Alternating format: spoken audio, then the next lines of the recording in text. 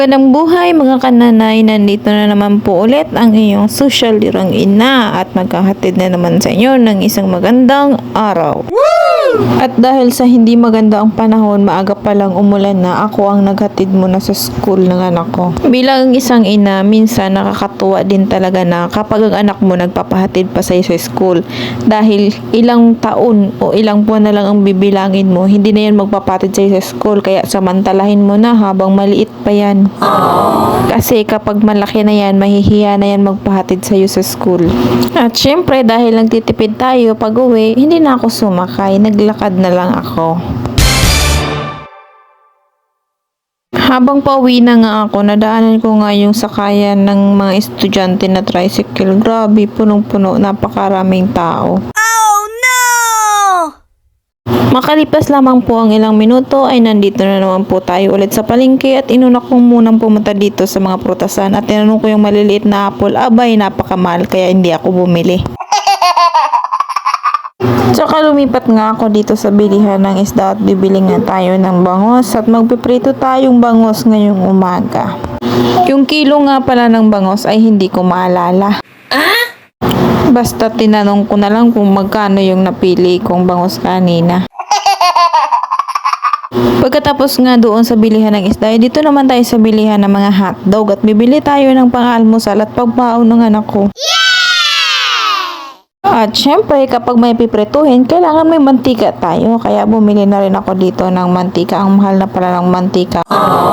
Harap nga ng bilihan ng mantika, bilihan naman ng mga sabon. Kaya bumili na rin ako, nandito na lang din naman. Katabi din pala nila itong bilihan ng mga chicherya. Tsaka bumili na rin ako ng isang peraso lang at kailangan natin maghinay-hinay sa mga pagkain ganito. At sa unahan nga ay bumili nga ako ng pipino.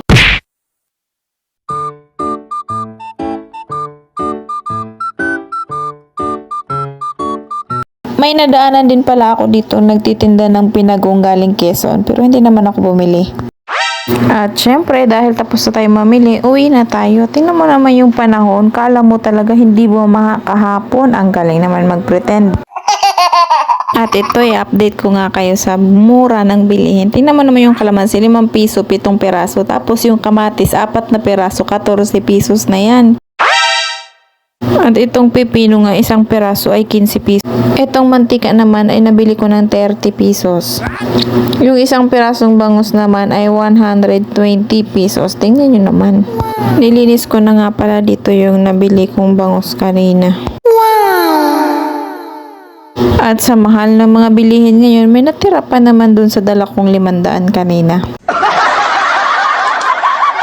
Nagayat na nga ako dito ng sibuyas at kamatis at tsaka nilagyan ko ng kaunting asin. Pangpalaman yan doon sa tiyan ng bangus.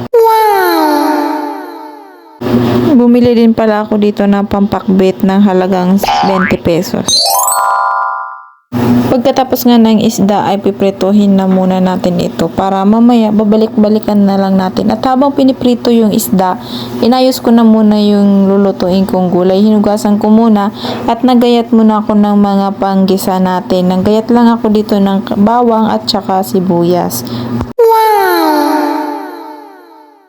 Matapos ko nga magayat ng bawang at sibuyas ay sinunod ko muna itong pipino. Hinugasan ko muna tsaka binalitan ko at hiniwa-hiwa ko na din para mamaya kakain na lang. Makalipas nga ang ilang minuto ay binalikan ko yung isda na piniprito ko muna at binaliktad ko na lang muna. At saka dito nga ay magagayat na naman tayo ng pangsawsawan.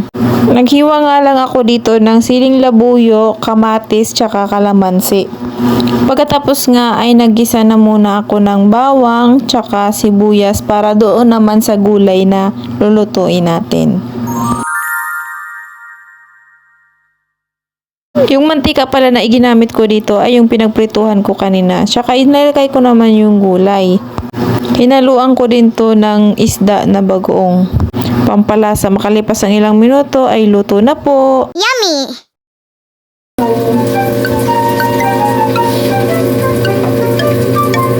Oh my God. 哎呦我的妈！ セーフ Ups, teka lang, hindi pa tapos. Huwag mong kakalimutan i-like, i-follow at i-share ang video na to. Salamat!